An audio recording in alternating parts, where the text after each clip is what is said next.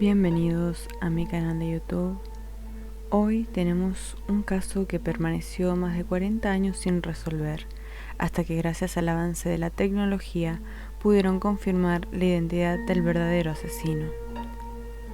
Ella es Arliss Dykema, mejor conocida como Arliss Perry, ya que la joven, oriunda de Estados Unidos de 19 años, estaba casada con Bruce Perry. Ambos eran oriundos de Bismarck, Dakota del Norte, California, y habían crecido en una ciudad tranquila.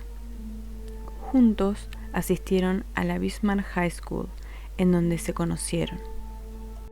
Bruce estaba comprometido a asistir a la Universidad de Stanford para estudiar medicina. Los dos decidieron seguir viéndose, a pesar de que la distancia los mantendría separados durante al menos un año. En su relación a larga distancia, Arliss Dykema comenzó a centrarse en el trabajo y en la iglesia. Arliss era cristiana y trabajó con muchas organizaciones para la iglesia, incluyendo Young Life y la comunidad de atletas cristianos en Bismarck. De hecho, cuando ella no estaba estudiando para sus clases del colegio comunitario o trabajando, lo más probable es que estuviera difundiendo la palabra de su iglesia como misionera o participando en otros eventos. El primer año de Bruce en Stanford fue duro para ambos. Cada uno lamentaba no poder pasar tiempo entre sí, por lo que a lo largo de ese año los dos llegaron a un acuerdo. Se casarían y luego no tendrían que pasar tiempo separados el uno del otro. En el verano de 1974, la joven pareja se casó en su ciudad natal, en la iglesia reformada Bismarck. Fue una hermosa celebración celebrada el 17 de agosto. Durante la siguiente semana, más o menos, la joven pareja llevó una pequeña luna de miel a una cabaña que era propiedad de los padres de Arliss, pero luego comenzó su viaje a California, donde su nueva vida comenzaría juntos. Ahora Bruce y Arliss Perry se habían mudado a un apartamento en Quillian Hall, una residencia reservada para parejas casadas. Durante gran parte de su tiempo libre, Arliss salía a caminar o a trotar por el campus de Stanford. Finalmente encontró la iglesia Memorial de Stanford, se convirtió en una visitante frecuente de esta iglesia. Sin embargo, la mudanza trajo sentimientos negativos a Arliss porque comenzó a sentirse sola. Ella contó en cartas y llamadas telefónicas a familiares y amigos en Bismarck que se sentía increíblemente sola. Los amigos son difíciles de encontrar aquí, le escribió a un amigo en Dakota del Norte. Muchas veces he tenido la tentación de llamar a las puertas preguntando si alguien necesita un amigo, pero supongo que solo tenemos que apreciarnos y confiar en el Señor para nuevos amigos también. Arliss también le escribía a sus amigos lo emocionada que estaba de disfrutar del clima de California y cómo la vida comenzaba a encajar cuando consiguió el trabajo en el bufete de abogados. Las cosas estaban empezando a mejorar para esta joven pareja, pero el destino, como siempre, funciona de maneras misteriosas. Algo estaba en marcha y eventualmente se desarrollaría solo semanas después de su boda. Una noche, mientras Arliss y Bruce pasaban tiempo juntos, la conversación comenzó a ser una discusión. La pareja comenzó a discutir sobre cuál de los dos era el responsable de poner aire en el vehículo de cada uno de ellos. Pero al final de esta pequeña discusión, que tuvo lugar en el campus de Stanford, justo antes de la medianoche, Arliss le solicitó a su esposo que le diera un tiempo a solas. Estaban cerca del Stanford Memorial Church, un lugar que Arliss frecuentaba sola y con Bruce, y Bruce estaba dispuesto a otorgarle un tiempo a solas. Así que regresó al departamento en Quillian Hall, aproximadamente a media milla o a 15 cuadras de distancia, mientras que Arliss entró a la iglesia para orar. Cuando Arliss entró en la iglesia, había dos personas dentro que notaron su entrada. Se sentó frente al altar de la iglesia en el lado izquierdo y se arrodilló para orar. Los dos adoradores silenciosos, sentados en la parte posterior de la iglesia, notaron su presencia antes de que ellos mismos se fueran. La iglesia cerró a medianoche, que es solo unos minutos después de que Arliss fuera vista por última vez por los dos testigos oculares.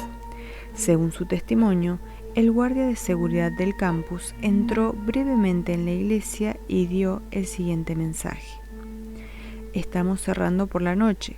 La iglesia está siendo cerrada por la noche ahora. Si alguien está aquí, tendrás que irte. Bruce Perry estaba esperando solo en su apartamento por un corto tiempo, esperando que su esposa regresara a casa después de unos minutos a solas en la iglesia.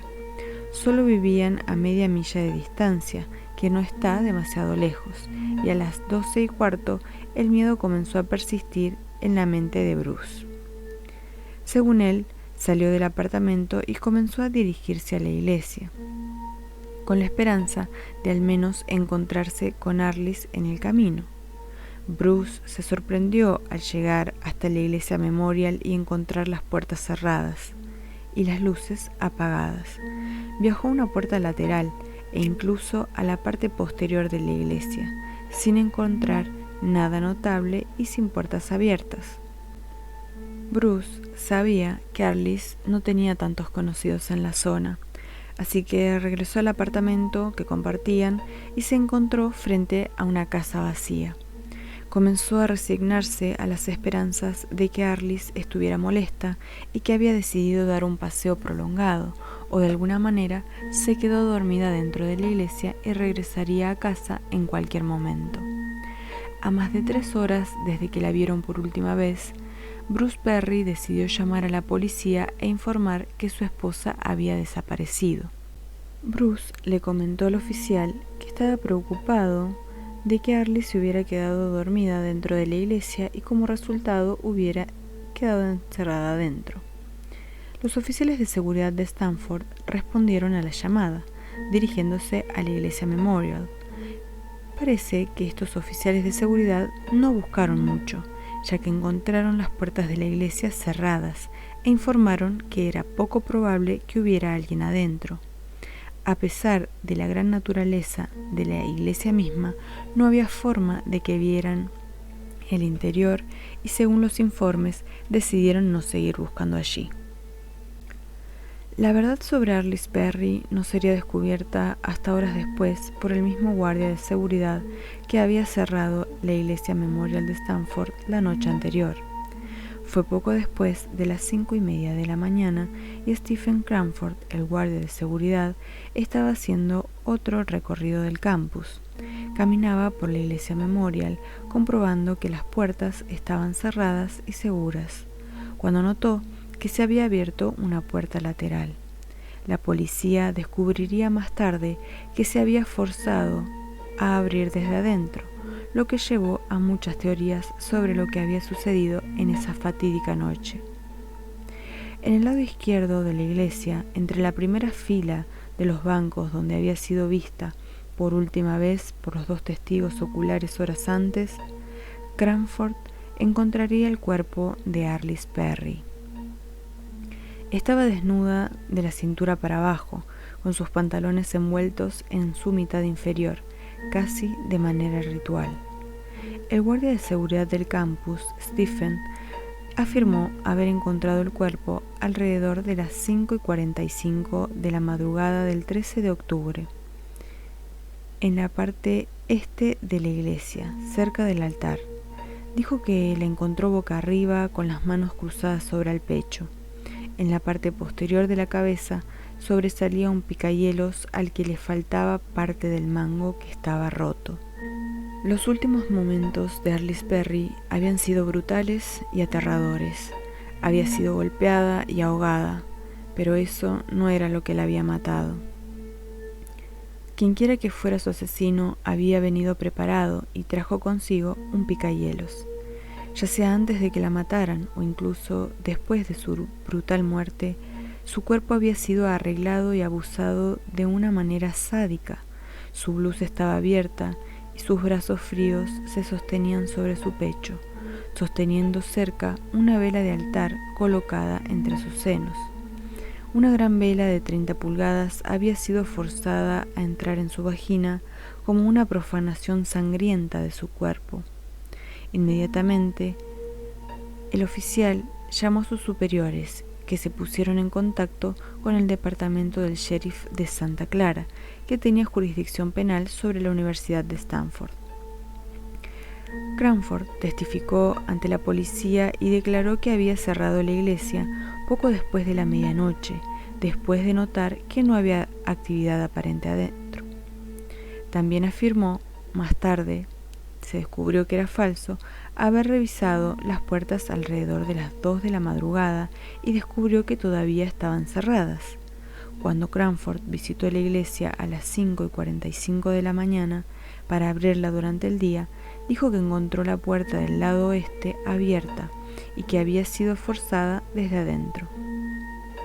En poco tiempo, los agentes de policía y los detectives estaban en la escena, y la misa planeada del domingo se trasladó al área posterior de la iglesia, donde el servicio del reverendo Robert Hamilton Kelly adquirió un tono mucho más oscuro.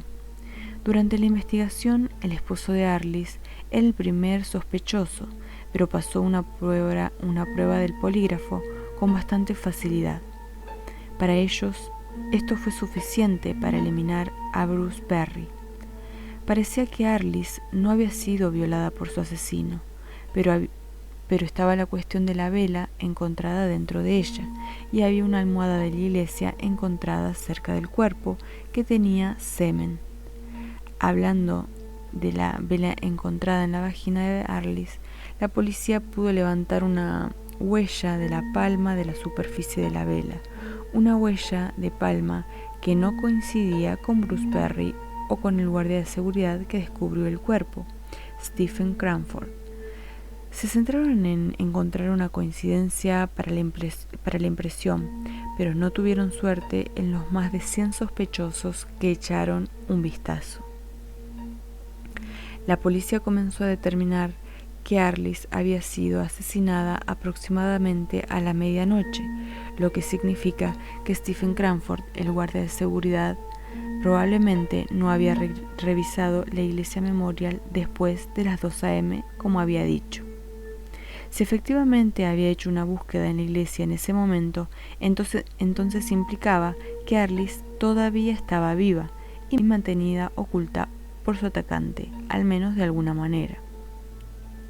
Este caso permaneció abierto y activo durante muchos años y nunca fue cerrado oficialmente ni tratado como un caso sin resolver, según el departamento del sheriff del condado de Santa Clara.